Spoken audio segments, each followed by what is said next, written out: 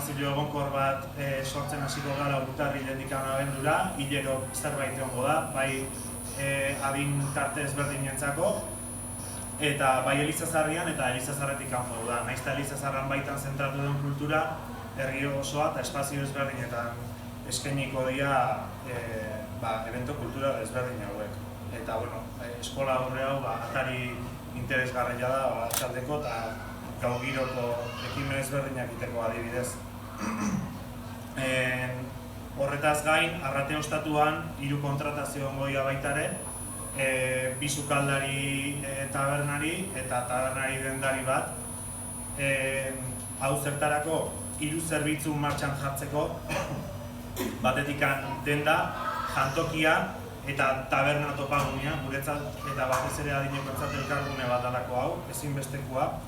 Eta esan ditut 3 zerbitzu horietatik 2 jarrikoia berehala azaroan martxan, taberna eta jantokia.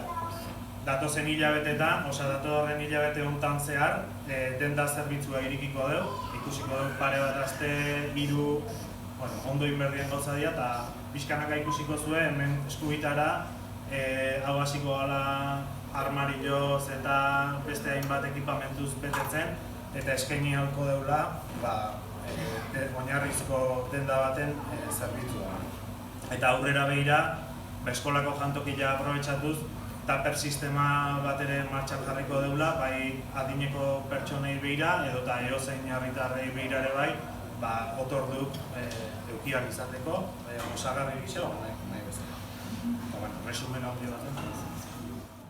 Azkenean proiektu bakarra da, proiektu integral bada eta azkenean proiektu honen helburua bada aginaren garapena, aginaren garapen sozioekonomikoa eta proiektu horren mesedetan Usurbilgo udalak aginan dituen 2 ekipamenduak kooperatibaren esku edo ekipamendu horien erabilera kooperatibaren esku utziko ditu. Aritzek esan bezala, Elizazarra nolabaite orain arte bezala komunitatearen zerbitzurako espazio bat izango da, bere erabilera nagusia kulturarekin lotutako programazioa aurrera eramateko bideratuko da, eta Arrateren kasuan 3 zerbitzu oso garrantzitsu, orain arte bezala taberna, baita ere jantoki bat, baina eskola txikiarentzat ez ezik herri osoarentzat jantoki komunitario izatea da helburua eta pixkanaka obrak eta egokitzapenak aurrera egin ahala denda zerbitzu hori. Nik esan behar dut, hemen egin diren obra guztiak, eraikin honen jabea Eliza delako, Elizako parrokiaren oniritziarekin egin ditula udalak obra guzti hauek, eta esan behar dut ere, Elizarekin bere garaian lortutako adostasuna medio, Elizazarraren jabea momentu honetan Usurbilgo udala dela, Elizazarra Usurbilgo udalaren izenean dagoela. Eta pixkat hemen egin diren obrek ere kostu bat izan dute, eta importantea da ere bai zer egin dugun eta ze kostu izan duten aipatzea, eta hori iratxek egingo. Lehen jangela eta taberna zan lekua ikusi edo guain, nik ustetzen ez dautzeren bintzat, nabarituko dula diferentzia, osotasuna bintzat, ez? Gure esan lanak bai brigadatik eta kanpo kontratatutako jendean bitartez indiala. Zeramika aldetik, baldosak, azulejoak, egurra limitazioko frisua, lehioan bueltak, eskat goxotasuna emateko lokalari. Barra guztu genuen baitare eta itxi berriz. Altzairuakin, dendai bere lekua eta nahiko espazio izan zezan. Eta, iluminazioa baitaren ikusten asko aldatu dela iluminazioakin ere. Aurki berriak jarritugu, zabalagoak, estuagoak, respaldo honekin, zagoak, desbardinak. Eta, gero sukaldean baitare ekipamentu industriala jarri da, kooperatibak dituen helburuak betetzeko asmoakin. Orduan guztira gastatutako dirua, 74.000 euro ingurututan baloratutakoa da, eta esan baita ere, Elizazarrian ere behin hartu genuen konpromisua San Praskoak pasatakoan fatxada zein kanpaindorreko kanpaindorretik zeuden filtrazioak eta konponduko genitula, eta hitza betetzeko asmoz, lehenbailen hortan sartuko gehauen. Bukatzea zen lehenengo helburua eta oain bigarrena. Baina, hau ere bai beste 20.000 bat euro inguru izango dira, osea, aurten aginako inbertsioak hausek izango ditu. Eta, pentsatzen, ustalatu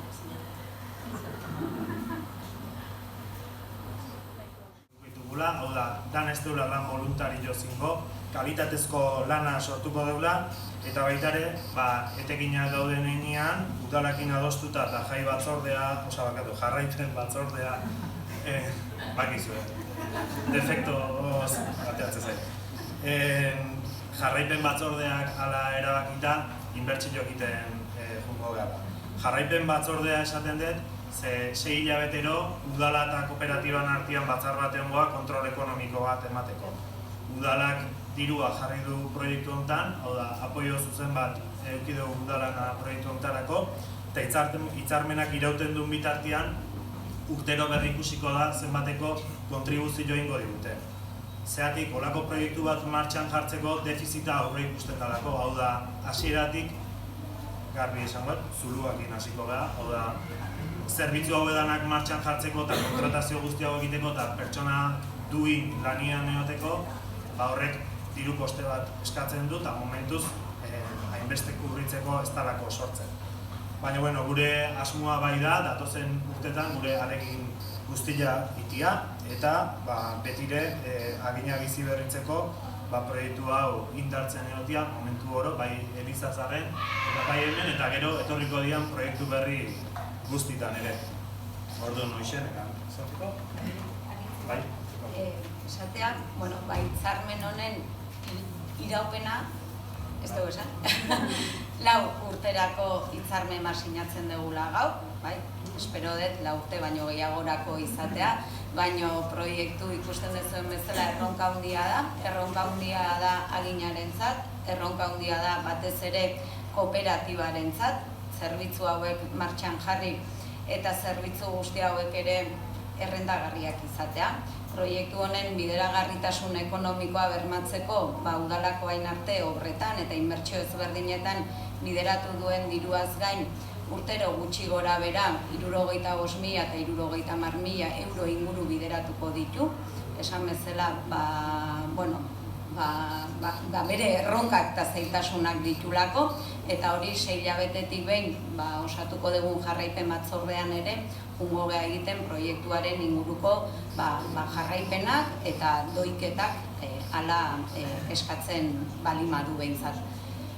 Ni nire aldetik eskerrak eman aginari, batez ere aginako kooperatibari, kooperatibaren bueltan aritu diren pertsonei, zer esanik ez aritz eta alazneri, hau dana, beraien ekarpenik gabe eta egindako eskainetako denborari gabe, hau ez litzatekelako posible izango. Eskerrak ere prozesu honetan bidelagun izan dugun ere olatukopi, izan ditugun aholkulari juridikoei, beraien laguntzari gabe ere, gaur ez ginatekelako hitzarmen honen sinadura atarian izango.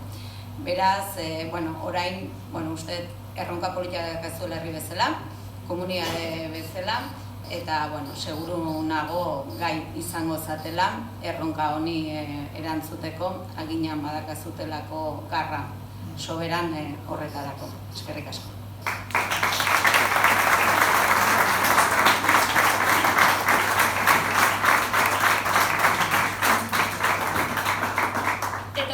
Eskerrak ematen jarraituz, bakigu azken astiak zeromena izan dian, hemen aurpegi asko egon dira, obra hontan, lanian, altzarik iten, guztiz eskertuta gaudela, hau etzan posible izango herria gabe, eta gora egina.